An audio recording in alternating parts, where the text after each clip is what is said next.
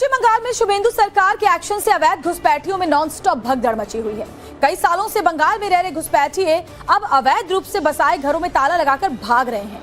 वहीं शुभेंदु की पुलिस संदिग्ध घुसपैठियों की धरपकड़ के लिए छापेमारी कर रही है। पकड़े गए घुसपैठियों को डिटेंशन सेंटर में रखा जा रहा है। सरकार का घुसपैठियों के लिए टारगेट सेट है: डिटेक्ट, डिटेन और डिपोर्ट। देखिए ग्राउंड जीरो से हमारी एक्सक्लूसिव रिपोर्ट।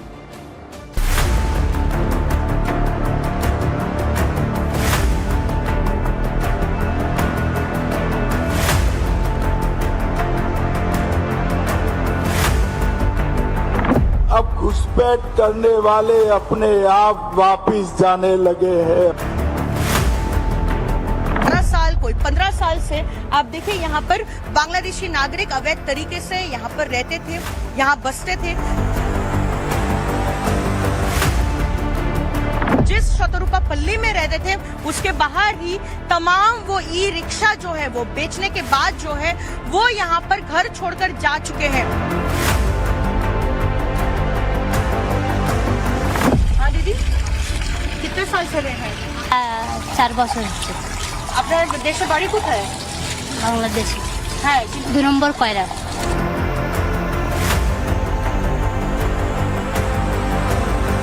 पता किया जाए कि कहीं वो ऐसे व्यक्ति तो नहीं है जो बांग्लादेश से आए हुए हैं या कोई अवैध व्यक्ति तो नहीं है। लगातार जो भी लोग मिल रहे हैं उनसे जो पूछताछ है वो यहाँ पर पुलिस की टीम जो है वो करते हुए नजर आ रही है।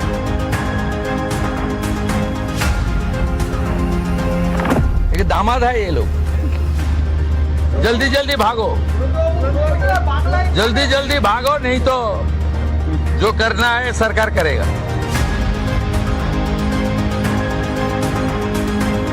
फेंसिंग पूरी होते ही घुसपैठ की प्रक्रिया बहुत बड़ी मात्रा में रोकने में हम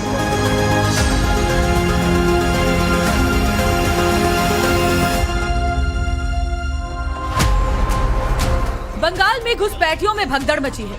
घुसपैठिया फ्री बंगाल का मिशन फुल ऑन मोड में है। ममता बनर्जी के राज में वोट बैंक के लिए बंगाल में अवैध रूप से जो बांग्लादेशी कॉलोनी बसा दी गई थी, अब शुभेंदु सरकार के एक्शन के बाद वो बांग्लादेशी घर छोड़कर बांग्लादेश भाग रहे हैं। कोलकाता में जिन इलाकों में इनकी पूरी कॉलोनी बस गई थी, अब उनके घरों में ताले लटक रहे हैं। हमारी मौजूदगी फिलहाल केशवपुर इलाके में है। ये शतरूपा पल्ली है। हमारे पीछे जो आप घर देख रहे हैं उसमें ताला लगा हुआ है। ताला क्यों? वो इसलिए क्योंकि बांग्लादेशी नागरिक जो है इस घर में रहते थे और इस इलाके में और इस कॉलोनी में जैसे जैसे हम दाखिल होते हैं एक के बाद एक घरों में आपको ताले दिखेंगे। स्थानीय लोग बताते हैं कि कोई 12 साल कोई 15 साल से आप देखिए यहाँ पर बांग्लादेशी नागरिक अवैध तरीके से यहाँ पर रहते थे। देखिए हमारे पीछे एक के बाद एक हम घरों की तस्वीरें दिखा रहे हैं। आप देखिए ये एक घर है SP 46 और यहाँ पर जो है ताला लगा हुआ है। यहाँ पर स्थानीय लोगों का कहना है कि यहाँ पर बांग्लादेशी नागरिक तृणमूल कांग्रेस के जो लोकल नेता थे उनकी मदद से यहाँ पर सालों से बसते थे, काम करते थे। पुरुष जो है यहाँ पर रिक्शा चलाते थे और फिलहाल वो अपना रिक्शा वगैरह बेचकर वो बांग्लादेश चले गए हैं। महिलाएं जो है यहाँ पर घर घर जाकर काम करती थी और एक के बाद एक हम आपको घर दिखा रहे हैं कि किस तरह से इस सरकार पलटने के बाद जो डर उनमें बैठा है कि अब उन्हें जो है चिन्हित किया जाएगा और आइडेंटिफाई करके जो है उन्हें या तो होल्डिंग सेंटर भेजा जाएगा या फिर उन्हें बांग्लादेश वापस भेज दिया जाएगा। एक और घर आप देखिए यहाँ पर ताला लगा हुआ है और उसमें भी लिखा हुआ है SP 32। उसके बाद पास का एक और घर हम आपको दिखा रहे हैं SP 31। यहाँ पर भी एक घर है जिस पर ताला लगा हुआ है। आप देखिए यहाँ पर ताले लगे हुए हैं यहाँ पर एक के बाद एक घरों में। और जो है SP जो है 31 जो है यहाँ पर आप देखिए कई सालों से यहाँ पर जो लोग रहते थे बांग्लादेशी नागरिक अवैध तरीके से रह रहे थे, अब वो भागना शुरू किए हैं। उत्तर पूर्वी कोलकाता के केशवपुर इलाके में जो बांग्लादेशी करीब 10-12 साल से बसे हुए थे, जिनमें ज्यादातर लोग रिक्शा चलाते थे, अब शुभेंदु सरकार के कड़े एक्शन के बाद बंगाल छोड़कर भाग गए हैं। कोलकाता का केष्टपुर इलाके में हम मौजूद है और जहां पर बांग्लादेशी नागरिक अवैध तरीके से सालों साल रह रहे थे, लेकिन अब सरकार बदलने के बाद वो सारे लोग जो है अब भागना शुरू किए हैं। हम आपको तस्वीरों के माध्यम से दिखाते हैं कि इन बांग्लादेशी परिवारों के जो पुरुष हैं वो इस तरीके के ई रिक्शा चलाते थे, लेकिन जैसे ही वो इस इलाके से भागना शुरू किए तो अपना रिक्शा जो है वो बेचकर जाने लगे। आप देखिए लाइन से हम आपको दिखा रहे हैं एक के बाद एक। यहाँ पर जिस इलाके में वो रहते थे, जिस शतरूपा पल्ली में रहते थे, उसके बाहर ही तमाम वो ई रिक्शा जो है वो बेचने के बाद जो है वो यहाँ पर घर छोड़कर जा चुके हैं। और ऐसे में कुछ लोग जो कूड़ा उठाने का भी काम करते थे, उनकी गाड़ियां भी यहाँ पर पड़ी हुई है। जो बांग्लादेशी नागरिक ये सारा काम करते थे उनकी भी गाड़ियां हैं, जो और ई रिक्शा भी चलाते थे उनके भी यहाँ पर ई रिक्शा भी पड़े हुए दिख रहे हैं, जो लोग बेचकर चले गए हैं। ऐसे में सवाल है कि पिछले 15 सालों में जब तृणमूल कांग्रेस की सरकार रही तब आखिरकार क्यों कोई सर्वेलेंस नहीं था, या फिर ये माना जाए कि जो स्थानीय लोगों का कहना है कि नेताओं की मदद से जो है इन बांग्लादेशी नागरिकों को यहाँ पर बसाया जाता था। हालांकि अभी भी कुछ बांग्लादेशी उन बस्तियों में रह रहे हैं। कोलकाता के केष्टपुर के सतरूपापल्ली में नवभारत के कैमरे पर एक बांग्लादेशी महिला ने कबूला कि वो 4 साल पहले बांग्लादेश से आई और वो भी बिना किसी डॉक्यूमेंट के। हाँ दीदी, कितने साल से रह रहे हैं? क्या हुआ बताइए। আমি হিন্দি বুঝি না। আচ্ছা হিন্দি বোঝেন না? ক বছর আছেন এখানে? ক বছর এই আছেন? 4 বছর হচ্ছে আপনার দেশে বাড়ি কোথায়? বাংলাদেশে। হ্যাঁ, কিন্তু কোথায় বাড়ি বাংলাদেশে? 2 নম্বর কয়রা, কোন জেলা? খুলনা।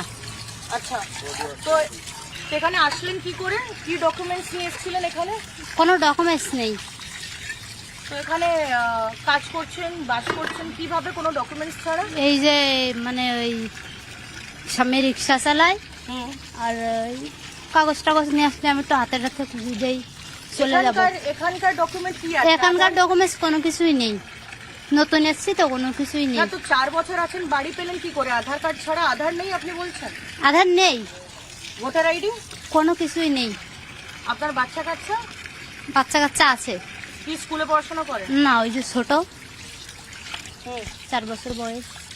তো আপনাদের এখানে কিভাবে আসলেন? কোনো নেতার মদতে এখানে থাকছিলেন? হ্যাঁ, কোন পার্টি করে নেতা? তৃণমূল করতো। হুম। তো এখন তো প্রচুর বাংলাদেশিরা ছেড়ে দিচ্ছে, কি হ্যাঁ, আমরাও চলে যাব। আচ্ছা, কেন চলে যাবে? তা আমাদের তো কোনো ডকুমেন্টস নেই, তার জন্য। তো এই কি নতুন সরকার এসছে বলে চলে যাবে? হ্যাঁ।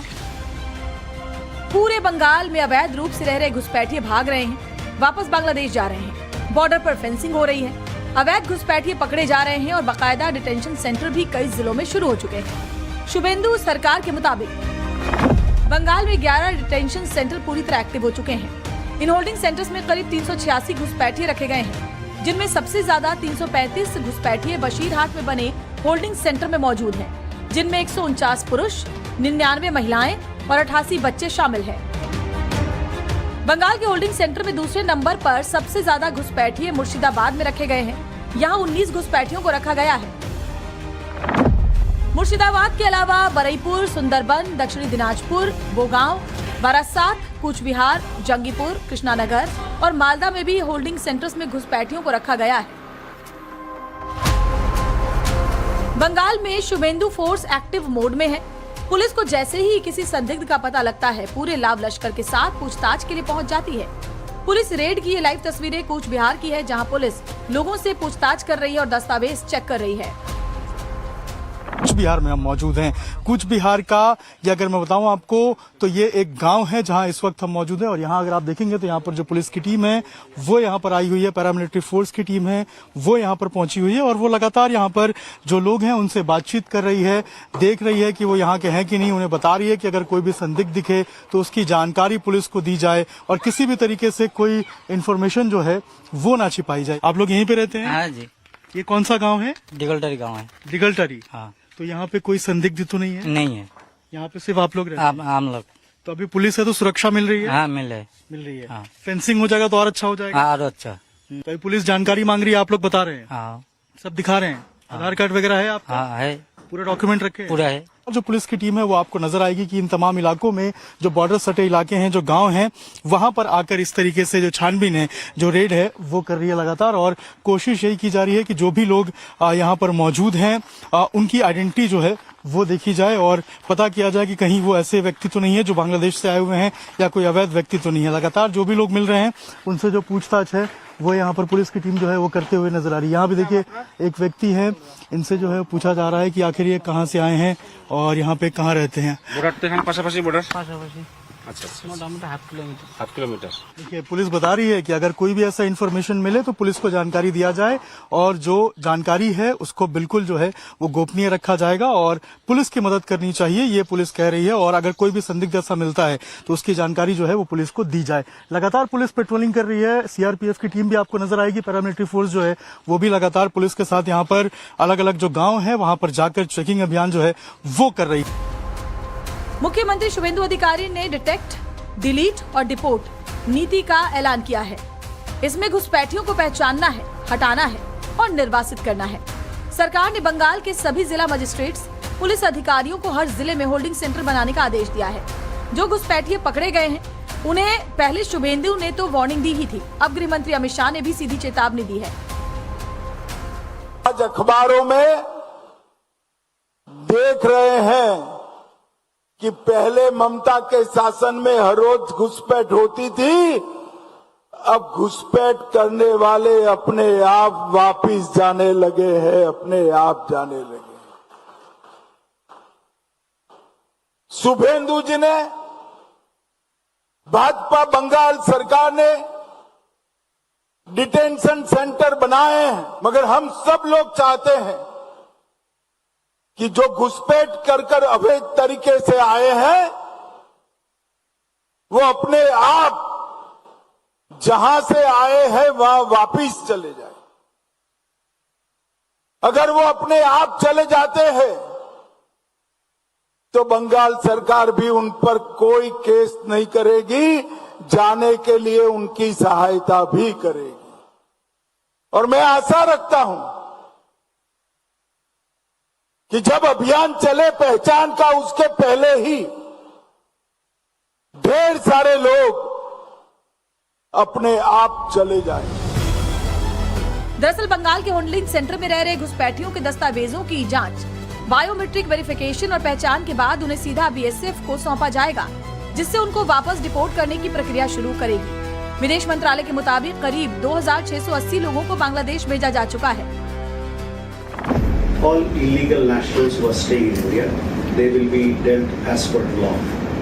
Now, in the case of Bangladesh, as I had informed you earlier, we have referred 2,680 cases or more than 2,680 cases to the Bangladeshi side for them to verify the nationality of those people that we have handed over the names of.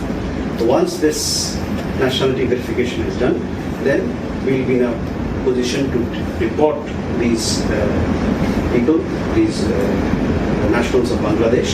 सरकार एक तरफ चुन चुनकर घुसपैठियों को बाहर खदेड़ रही है, तो दूसरी तरफ सरकार का फोकस बॉर्डर पर फेंसिंग कर बाहर से आने वाले घुसपैठियों को रोकना है। शुभेंदु सरकार का टारगेट 45 दिन का है।